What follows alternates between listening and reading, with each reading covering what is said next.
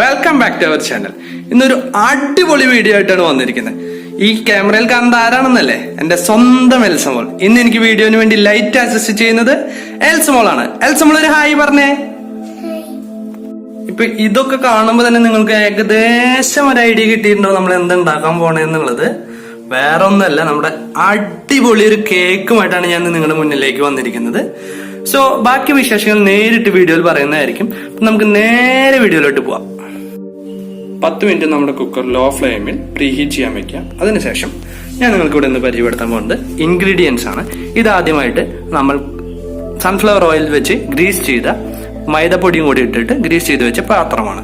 അതിനുശേഷം നമുക്ക് ആവശ്യമുള്ളത് 1/2 കപ്പ് തൈര്. ഓക്കെ. പിന്നെ അതിനുശേഷം 1/4 കപ്പ് സൺഫ്ലവർ ഓയിൽ.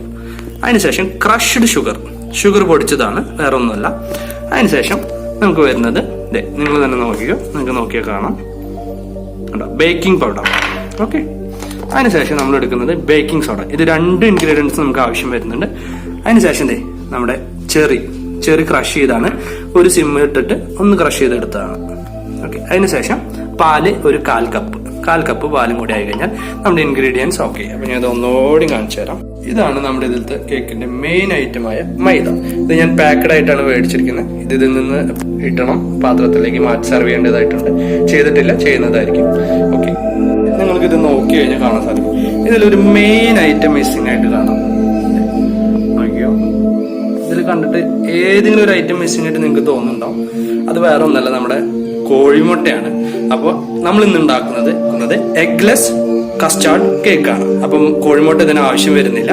അതിന് പകരമായിട്ട് നമ്മൾ ആദ്യമായിട്ട് എടുക്കുന്നത് തയ്യാറാക്കി വെച്ചിരിക്കുന്ന പാത്രത്തിലോട്ട് നമ്മൾ എടുത്ത തൈര് ആദ്യം ചേർത്തു. അതിനുശേഷം അതിലോട്ട് സൺഫ്ലവർ ഓയിലാണ് ചേർത്ത് കൊടുക്കുന്നത്. ഓക്കെ. ഇത് രണ്ടും കൂടി നന്നായിട്ട് ബീറ്റ് ചെയ്യാൻ പോവുകയാണ്. നന്നായി മിക്സ് ചെയ്യേണ്ട ആവശ്യമുണ്ട്. ഓക്കെ. അപ്പൊ നമ്മൾ നേരത്തെ എടുത്ത തൈരും സൺഫ്ലവർ ഓയിലും കൂടിയിട്ട് നന്നായിട്ട് ബീറ്റ് ചെയ്തിട്ടുണ്ട്. അപ്പൊ ബീറ്റ് ചെയ്ത് അതിന്റെ ഒരു പാകമാവുന്ന വരെ ബീറ്റ് ചെയ്യണം, നന്നായി മിക്സ് ആവണം. ഓക്കെ. അപ്പൊ അത് റെഡി ആയിട്ടുണ്ട്. ഇനി അടുത്തതായിട്ട് നമ്മൾ മൈദപ്പൊടി അരിച്ചിട്ട് അതിലോട്ട് ചേർക്കാണ്. നമ്മളെടുത്ത ആ മൈദപ്പൊടി അതിലോട്ട് അരിച്ച് ചേർക്കാണ്. പിന്നെ അതിലേക്ക് നമ്മൾ നേരത്തെ എടുത്ത് വെച്ചിരിക്കുന്ന കോൺഫ്ലവർ പൊടി ചേർത്തു. ഇപ്പൊ നമ്മൾ നേരത്തെ എടുത്ത് വെച്ചിരിക്കുന്ന മൈദയിലോട്ട് കോൺഫ്ലവർ പൊടിയും പിന്നെ കസ്റ്റാർഡ് പൗഡറൊക്കെ ചേർക്കുക. നമ്മൾ എടുത്ത് വെച്ചിരിക്കുന്ന അളവിന് തന്നെ ചേർത്ത് വിടുകയാണ്. എടുത്ത് വെച്ചിരിക്കുന്ന കസ്റ്റാർഡ് പൗഡറാണ് ഇപ്പൊ ചേർത്തത്. അപ്പൊ നേരത്തെ എടുത്ത അളവിലുള്ള എല്ലാ പൊടികളും ഇതിലോട്ട് ചേർത്തിട്ട് നന്നായിട്ട് അരിച്ചിട്ട് ഇതിലോട്ട് ചേർക്കുകയാണ് ഇപ്പൊ ചെയ്യുന്നത്. ഇതിലേക്ക് ചേർക്കാൻ പോകുന്നത് ക്രഷ്ഡ് ഷുഗറാണ്. അതായത് നേരത്തെ പൊടിച്ച് വെച്ചിരിക്കുന്ന ഷുഗർ. അതായത് ഒന്നുമില്ല, സിമ്പിൾ ആയിട്ട് ഞാൻ പറഞ്ഞു തരാം. നമ്മളിപ്പോ എടുത്ത എല്ലാ പൗഡേഴ്സും ഇതിലേക്ക് ചേർക്കുകയാണ്. ഇവിടെ എടുത്ത് വെച്ചിരിക്കുന്ന അളവിലുള്ള എല്ലാ പൗഡേഴ്സിലേക്ക് അരിച്ച് ചേർക്കുകയാണ്. ചേർക്കുന്നത് പാലാണ്. നേരത്തെ എടുത്ത് വെച്ച പാൽ അതിലോട്ട് ചേർത്ത് കൊടുക്കുകയാണ്. പിന്നെ ഒരു ഷൈനിങ് കിട്ടാൻ വേണ്ടിയിട്ട് ബട്ടറിന്റെ 1-2 പീസ് ചേർത്ത് കൊടുത്താൽ നല്ലതാണ്. അപ്പൊ അത് നമ്മളിതിൽ ചേർത്തിട്ടുണ്ട്. കുട്ടികൾക്ക് സ്വാദിഷ്ടമായ ഇത് കിട്ടാൻ വേണ്ടിയിട്ടാണ്. നന്നായിട്ട് മിക്സ് ചെയ്ത് കൊടുക്കുകയാണ്. നേരത്തെ ഇട്ട പൗഡേഴ്സ് എല്ലാം കൂടിയിട്ട് പാലും ഇതൊക്കെ ചേർത്തതിലേക്ക് നന്നായിട്ട് മിക്സ് ചെയ്യാണ്. അത് കട്ട പിടിക്കാണ്ട് നന്നായിട്ട് ഇളക്കി കൊടുക്കണം. കട്ട പിടിക്കാണ്ട് മെല്ലെ ഇങ്ങനെ ഇളക്കി കൊടുക്കേണ്ടതാണ്.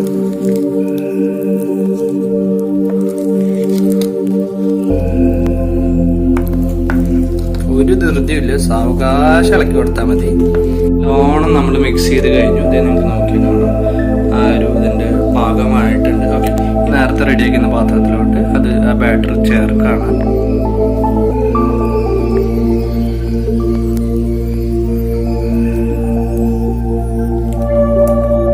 ബൗളിലേക്ക് ബാറ്റർ കട്ട പിടിക്കാണ്ടിരിക്കാൻ വേണ്ടിയിട്ട് നമ്മൾ എയർ ബബിൾസ് വരാണ്ടിരിക്കാൻ വേണ്ടിയിട്ട് നന്നായിട്ട് ഒന്ന് തട്ടി കൊടുക്കണം. അങ്ങനെ തട്ടുമ്പോൾ അതിലത്തെ എയർ ഇതൊക്കെ ഫില്ലിംഗ് ഒക്കെ ഉണ്ടെങ്കിൽ അതൊക്കെ ഒന്ന് സെറ്റ് ആവും. അതിന് വേണ്ടിയാണ് തട്ടി കൊടുക്കുന്നത്. നേരത്തെ എടുത്ത് വെച്ചിരിക്കുന്ന ചെറിയാണ് നമ്മൾ ഇതിലോട്ട് ചേർത്ത് കൊടുക്കാൻ പോകുന്നത്. അതൊരു ഡിസൈനായിട്ട് നമ്മൾ അതിലേക്ക് ഒന്ന് ഇട്ട് കൊടുക്കുകയാണ്. ആ ചെറിയൊരു ടേസ്റ്റ് എല്ലാവർക്കും ഇഷ്ടമുള്ളത് തന്നെയാണ്. അപ്പം അതുകൊണ്ട് അതൊന്ന് ചേർത്ത് കൊടുക്കണം.